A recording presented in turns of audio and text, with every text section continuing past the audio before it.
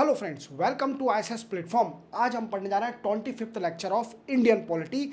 जैसे कि मैंने आपसे बोल के रखा है कि मैं आपको पूरी इंडियन पॉलिटी करा रहा हूँ in the form of MCQ, जिसके ऑलरेडी 24 लेक्चर हो चुके हैं। अब देखना कैसे है, इस वीडियो के डिस्क्रिप्शन में जाओ, सारे वीडियो की लिंक दी हुई है, स्टार्टिंग से देख लीजिए, आपकी इंडियन पॉलिटी स्ट्रांग हो जाएगी।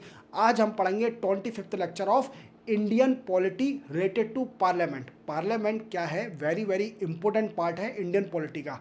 पार्लियामेंट और फंडामेंटल राइट, अगर ये दो पार्ट अपना पढ़ लिए तो इवन आपके 50% क्वेश्चन, नॉट 50 क्वेश्चन, 50% क्वेश्चन आपके एग्जाम में सही हो जाएंगे, क्योंकि इन दो पार्ट से क्वेश्चन ज़्यादा आते हैं, पार्लियामेंट से और फंडामेंटल राइट से। फंडामेंटल राइट के मैंने कम से कम 4 या 5 लेक्चर लिए हैं, पार्लियामेंट के भी ज़्यादा लेक्चर लूँगा मैं, जिससे आपके कंसेप्ट एक एक क्लियर हो जाए। क्योंकि मेरी गारंटी है आपको कि मैं आपको हर एक एमसीक्यू आपको हर एस्पेक्ट से बताऊंगा, आपको थ्योरेटिकल पढ़ने की जरूरत नहीं है, इसी से ही आना है आपके एग्जाम में, दैट्स माय गारंटी। चलते वीडियो स्टार्ट करते हैं। देखो, सबसे पहले आपको बताऊंगा, ये 3 बजे आता है। क्या है वीडियो? इंडियन पॉलिटी का ये 3 बजे आता है, अल्टरनेट डे। अल्टरनेट डे का मतलब क्या है? व्हाट आई मीन्स, अगर ये आज 3 बजे आया है तो ये परसों 3 बजे आएगा इसी टाइम पर। समझे मेरी बात को? समझे? चलते वीडियो स्टार्ट करते हैं। What is the minimum age laid down for a person to seek election to the Lok Sabha? ये पूछ रहा है कि आप तो ये बताइए कि लोकसभा के अंदर अगर किसी को मेंबर बनना है, मेंबर ऐसे तो बन नहीं जाएगा, पहले तो उसको डायरेक्ट इलेक्शन लड़ना पड़ेगा। डायरेक्ट इलेक्शन जो हमारे इंडिया में होता है, फर्स्ट पास दी पोस्ट सिस्टम। कौन सा? फर्स्ट पास्ट दी पोस्ट सिस्टम। क्लियर? लोकसभा का मेंबर बनने के लिए। बट कितनी मिनिमम एज चाहिए, ये भी रिक्वायरमेंट है। तो ये कौन से आर्टिकल में लिखा है ये भी बताऊंगा मैं आपको। तो ये आर्टिकल है article number 84 clause sub clause B. We can say 84 clause 1 सब क्लॉज बी में लिखा हुआ है कि अगर किसी को भी राज्यसभा का मेंबर बनना है तो उसकी एज 30 से कम नहीं होना चाहिए। राज्यसभा का मेंबर बनने के लिए कितनी एज होना चाहिए?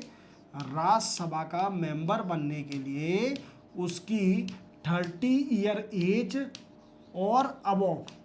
क्लियर? ये मिनिमम है। और लोकसभा का मेंबर बनने के लिए उसकी एज चाहिए 25 और अबव, 25 साल मिनिमम एज चाहिए, तब वो बनेगा। लोकसभा और राज्यसभा का मेंबर बनने के लिए कम से कम 30 मिनिमम एज चाहिए या उससे अबव चाहिए, तभी वो राज्यसभा का मेंबर बन सकता है। बट इस क्वेश्चन में लोकसभा पूछ रहा है। ये दोनों चीज कहाँ लिखी हुई है? आर्टिकल नंबर 84 क्लॉज 1 सब क्लॉज बी में लिखी हुई है। और ये कहाँ पर है? ये मिनिमम एज क्वेश्चन पूछ रहा है कि लोकसभा में कितनी एज चाहिए मिनिमम, तो 25 इसका आंसर है। क्लियर? याद रखोगे, वेरी वेरी इंपॉर्टेंट। चलते अपन आगे। For election to the Lok Sabha a nomination paper can be filled by. ये पूछ रहा है कि बताइए किसी को भी इलेक्शन का लोकसभा के इलेक्शन के लिए कितने नॉमिनेशन कौन भरेगा? देखो, any one citizen in India नहीं, हर कोई थोड़ी भर पाएगा। मानिए किसी बच्चे की एज 16 साल है तो वो लोकसभा के लिए मेंबर नॉमिनेशन भर लेगा? बिल्कुल नहीं भर पाएगा। किसी बच्चे की 17 ईयर एज है तो वो भर लेगा? बिल्कुल नहीं भर पाएगा। किसी बच्चे की एज 21 है तो वो भर लेगा नॉमिनेशन? नहीं भर पाएगा। तो इसको ऊपर गलत करते हैं। Are residents of the constituency from which the election is to be contested. देखो, ये भी गलत है, क्योंकि कंस्टिट्यूएंसी में बच्चे भी होते हैं। ऐसा जरूरी थोड़ी है कि किसी कंस्टिट्यूएंसी में सिर्फ 18 ईयर के अबव भी होंगे, 18 ईयर से बिलो भी बच्चे होंगे, 21 के भी होंगे, 22 के भी होंगे, 23 के भी होंगे। तो ऐसा तो है नहीं। क्लियर? चलते हैं, ये भी गलत हो गया। Any citizen of India? बिल्कुल नहीं। सिटीजन क्या है? सिटीजन में तो बच्चे भी आते हैं, सिटीजन तो सभी है। सिंगल सिटीजनशिप है, याद रखना, हमारे इंडिया में सिंगल सिटीजनशिप है। अगर सिटीजनशिप के बारे में जानना है तो मेरा लेक्चर पढ़ा है इंडियन पॉलिटी का सिटीजनशिप, देख लीजिए, मेरी गारंटी है आपकी इंडियन पॉलिटी स्ट्रांग हो जाएगी।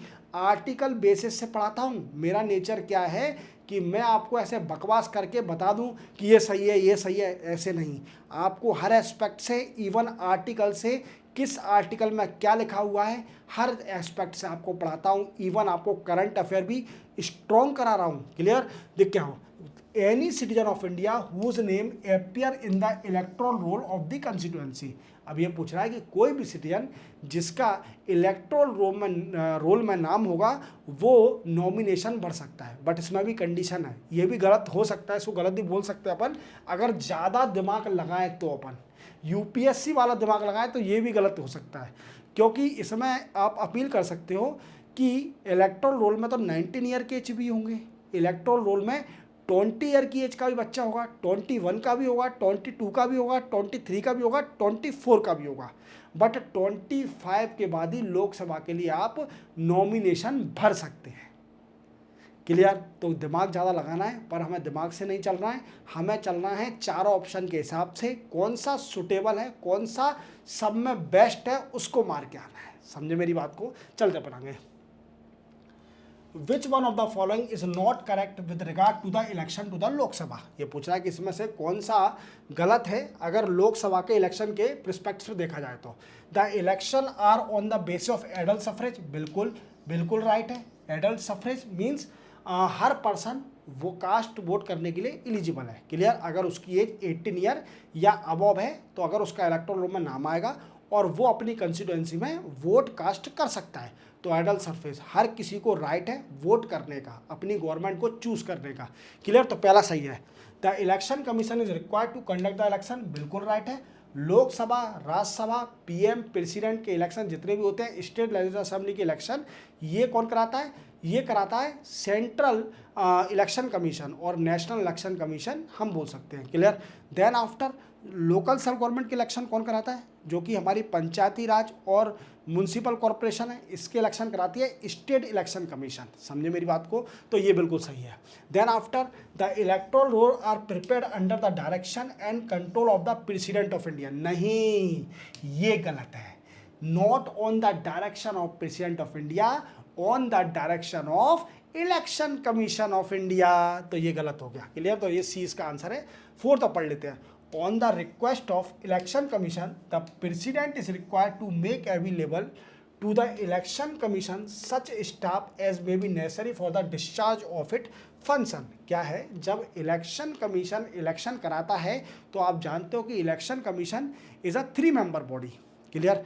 अब इसमें क्या है कि देखो, एक बात ध्यान रखना, क्या होता है कि इलेक्शन कमीशन के पास कोई ऐसा स्टाफ नहीं है। वो क्या करती है, जब इलेक्शन कंडक्ट कराती है तो वो स्टेट के स्टाफ या सेंटर का स्टाफ यूज़ करती है। बट इसकी रिक्वेस्ट किससे मांगती है? वो प्रेसिडेंट से मांगती है कि मुझे स्टाफ चाहिए to conduct the election in the state और द सेंटर। समझे मेरी बात को? तो प्रेसिडेंट से वो मांग सकते हैं स्टाफ। क्लियर? तो ये भी सही है, ये गलत है, सी। A candidate of the Lok Sabha poll loss his security amount if he she does not get। देखो क्या होता है, कोई भी जब नॉमिनेशन भरता है लोकसभा के लिए, राज्यसभा के लिए, तो उसको कुछ अमाउंट पे करना पड़ता है। क्या? अपनी सिक्योरिटी देनी पड़ती है। और अगर वो कुछ वोट, वैलिड वोट तक जीत जाता है, कुछ वैलिड वोट मिल जाती है, तो उसकी सिक्योरिटी उसको वापस हो जाती है। अगर वो बकवास नहीं जीत पाता है, वैलिड वोट भी नहीं ला पाता है, सिर्फ ओनली इसीलिए खड़ा हो जाता है कि दूसरों के वोट काटने के लिए, तो उसकी सिक्योरिटी भी चले जाती है। तो वो कितना है परसेंटेज?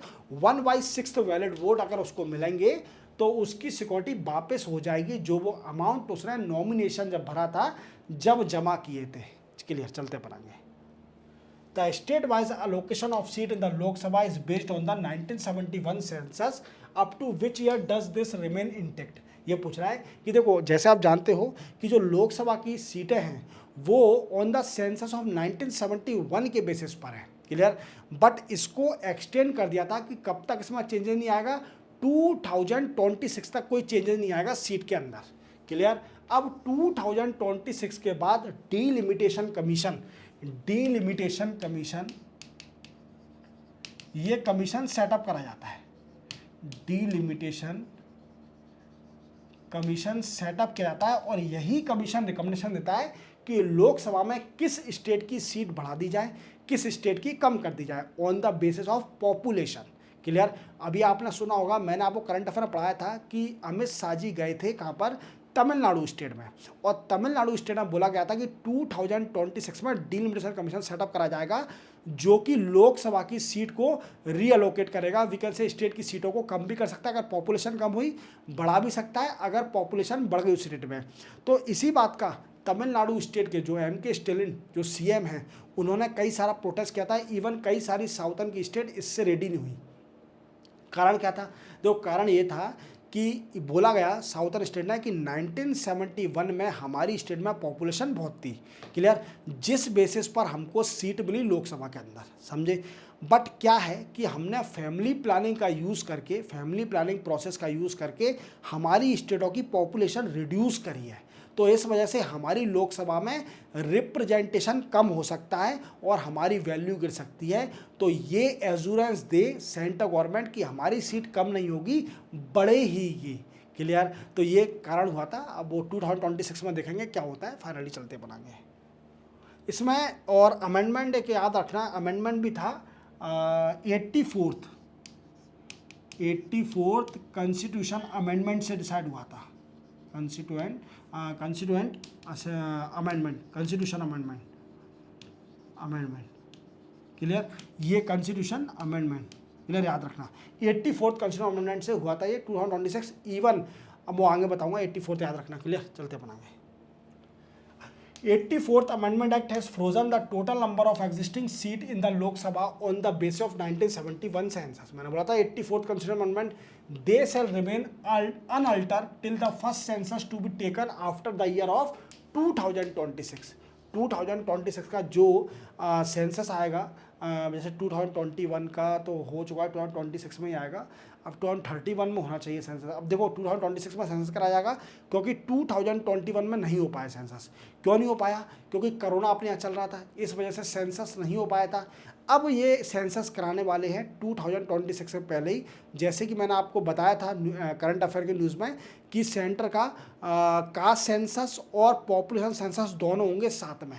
एक शॉर्ट वीडियो भी बनाया मैंने कास्ट सेंसस के ऊपर, जिसमें आपको प्रोस और कॉन्स बताया कि कास्ट सेंसस कराने से कौन से प्रोस है और कौन से कॉन्स होंगे, क्लियर। ये मैंने आपको डिटेल में बताया, शॉर्ट वीडियो देख लेना, क्लियर। तो ये कंफर्म है, तो कोई रिपीट हो रहा है। Maximum strength of the Lok Sabha as stipulated in the constitution of India.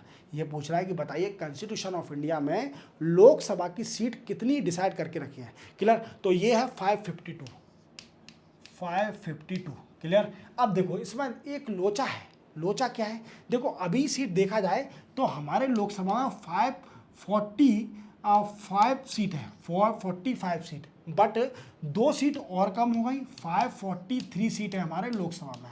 अब 2 सीट कौन सी थी? 2 सीट थी एंग्लो इंडियन की। कौन सी? Anglo Indian. जैसे मानिए कोई भी एंग्लो इंडियन का रिप्रेजेंटेशन नहीं है लोकसभा के अंदर, तो प्रेसिडेंट अपॉइंट करता है 2 एंग्लो इंडियन को लोकसभा के अंदर। बट ये कौन से आर्टिकल? अंडर आर्टिकल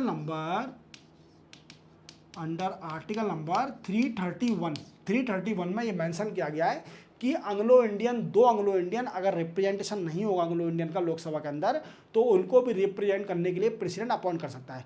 बट क्या हुआ था?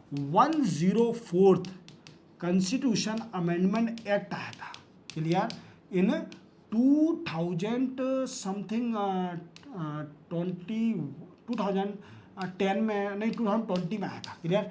2020 में 104 कॉन्स्टिट्यूशन अमेंडमेंट एक्ट आया था, क्लियर। 2022 में 2 चेंजेस हुए थे 104th कॉन्स्टिट्यूशन अमेंडमेंट में। क्या है? एक तो एंग्लो इंडियन का अपॉइंटमेंट खत्म कर दिया, एंग्लो इंडियन का अपॉइंटमेंट खत्म कर दिया है इन स्टेट लेजिस्लेचर और दी लोकसभा, क्लियर। दूसरा क्या चेंज आया था कि जो 2020 तक जो सीट रिजर्व थी, reserve for SC and ST, ये 2020 तक रिजर्व थी, इसको 10 साल के लिए एक्सटेंड कर दिया 2030 तक, क्लियर। 2 चेंजेस हुए थे 104 कॉन्स्टिट्यूशन अमेंडमेंट एक्ट के अंदर। सबसे पहले एंग्लो इंडियन की जो सीट नॉमिनेट करी जाती है, 2 सीटें लोकसभा के अंदर, वो खत्म कर दी। फिर दूसरा चेंजेस हुआ था कि शेड्यूल कास्ट और शेड्यूल ट्राइब के लिए जो सीट रिजर्व थी लोकसभा के अंदर, वो एक्सटेंड कर दी 10 साल तक, क्लियर। 2030 में फिर अगेन डिसाइड होगा, फिर से एक्सटेंड कर देंगे, बार बार एक्सटेंड होते जा रही है, क्लियर। देखते हैं तो कितनी है कॉन्स्टिट्यूशन में 552, याद रखना।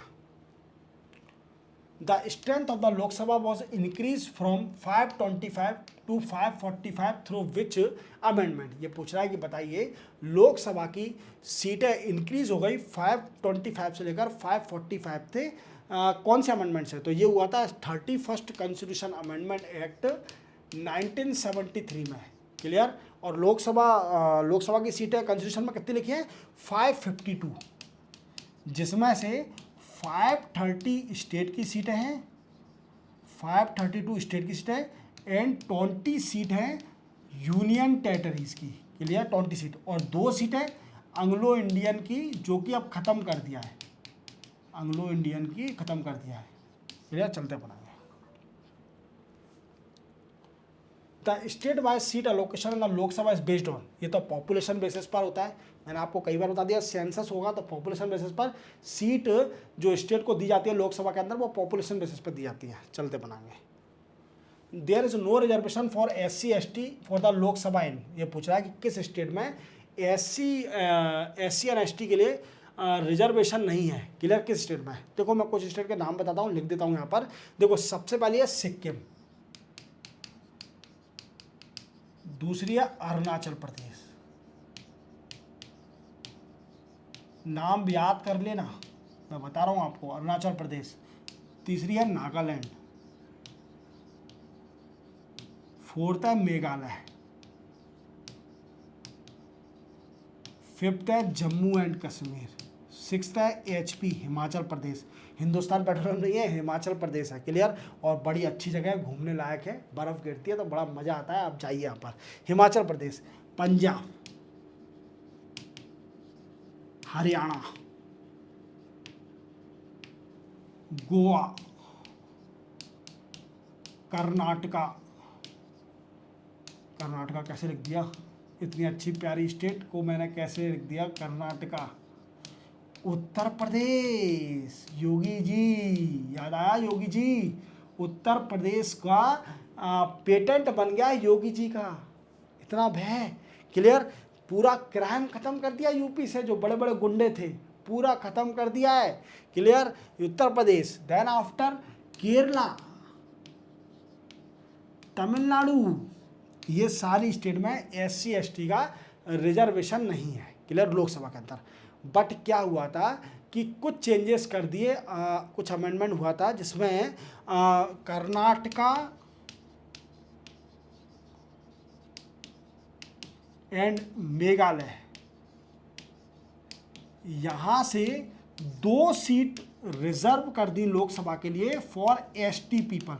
क्लियर? शेड्यूल टाइप के पीपल के लिए। तो ये सारा ही सही है। क्लियर? बट अभी लेटेस्ट देखा जाए तो मेघालय हटा देना, मेघालय में नहीं है, अब ST के लिए भी रिजर्व है 2 सीटें। क्लियर? और कर्नाटका में भी है। Reservation of seat for ST in the Lok Sabha does not exist in the state. अब सुनो, ये पूछ रहा है कि क्या किस स्टेट में ST के लिए लोकसभा की सीट नहीं है। देखो केरला तमिलनाडु बिल्कुल नहीं है, बिल्कुल सही। कर्नाटक केरला मैंने बताया ही था, बिल्कुल नहीं है। तमिलनाडु कर्नाटका बिल्कुल सही है, all of the above. But अब कर्नाटका नहीं है इसमें, अगर लेटेस्ट देखा जाए तो इसको हटा देना। अब 2 सीट रिजर्व हैं कर्नाटका के लिए लोकसभा के अंदर। 2 जो स्टेट थी उनके हटा दिए, जो no reservation for the Lok Sabha seat for SC and ST के लिए 2 सीट रिजर्व कर दिया कर्नाटका में और मेघालय स्टेट के अंदर। क्लियर? चलते बनाएंगे। Which one of the following state has the highest number of reserve seat for the scheduled tribe in the Lok Sabha? देखो क्या है, एक स्टेट है जो कि मिडिल में है, जिसको बोलते हैं मध्य प्रदेश। मध्य प्रदेश बड़ी प्यारी स्टेट है, जाना घूमने, वीकेंड से टूरिस्ट प्लेस भी बड़ी अच्छी है, और मध्य प्रदेश प्रोग्रेस भी अच्छा कर रही है। और इंदौर, भोपाल, ग्वालियर और जबलपुर, ये 4 डिस्ट्रिक्ट बड़े फेमस है मध्य प्रदेश में, डेवलप कर रहे हैं, अच्छा डेवलप कर रहे हैं। और इंदौर ने तो रिकॉर्ड ही ब्रेक कर दिया, क्योंकि वो इंडिया की सबसे साफ सिटी है अलॉन्ग विथ सूरत। क्लियर? याद रखना। अब मध्य प्रदेश में क्या है कि लोकसभा की सीट है 29। कितनी सीटें हैं? 29, जिसमें से 6 सीट रिजर्व हैं फॉर लोकसभा।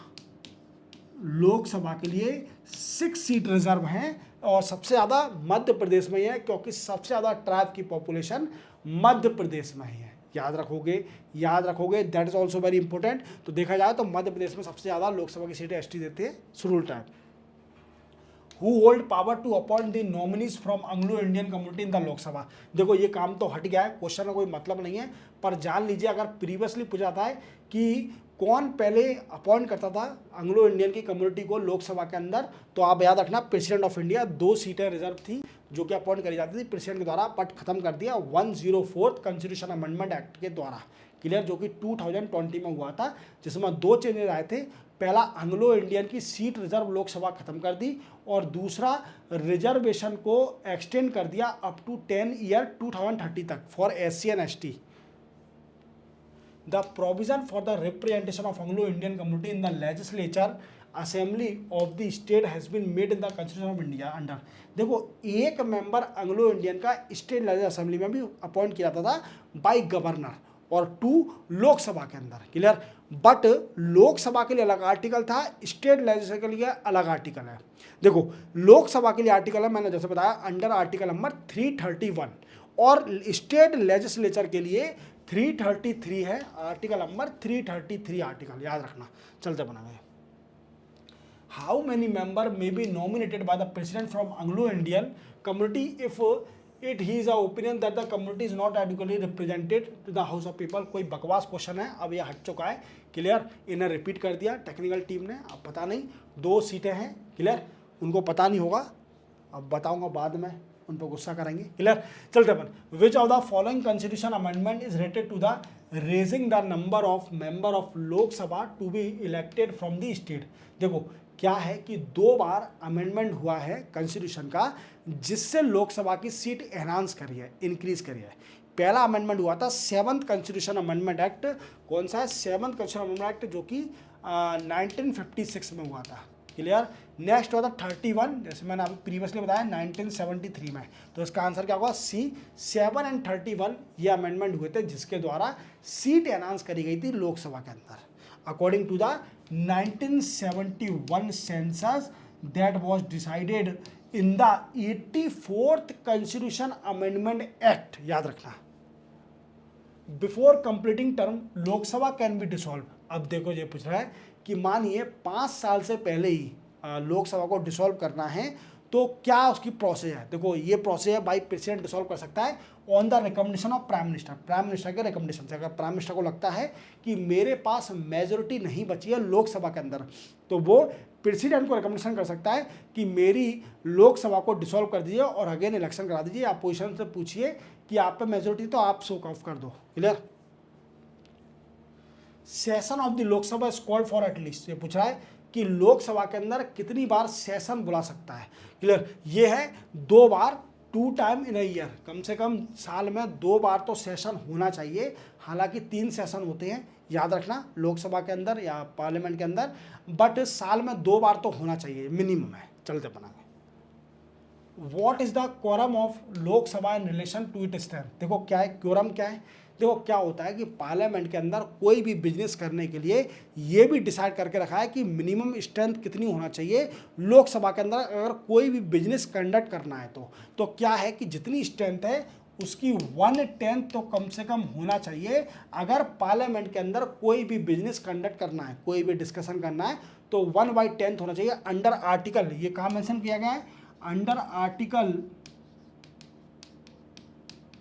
100 क्लॉज 3 में, 100 क्लॉज 3 में देखना क्वोरम दिया है जिसमें 1/10 स्ट्रेंथ होना चाहिए पार्लियामेंट की, अगर कोई भी बिजनेस कंडक्ट करना है तो, क्लियर। तो ये आंसर क्या है? 1/10, क्लियर।